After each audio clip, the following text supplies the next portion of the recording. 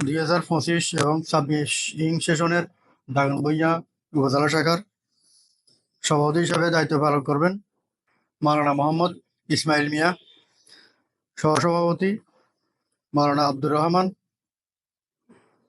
মাওলানা আবুল খায়ের নোমান, মাওলানা আতাউল্লাহ, মাওলানা সাদ্দাম উদ্দিন এবং জহিরুল ইসলাম ফাবেল।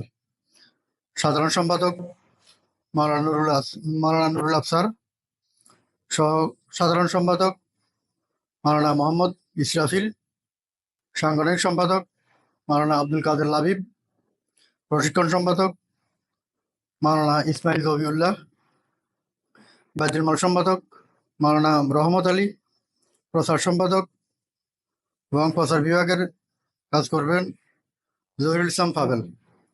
নির্বাহী সদস্য হিসেবে থাকবে মুজিবুল হক ইসলামাবাদী, মাওলানা মুফতি হাসান সাইফুল ইসলাম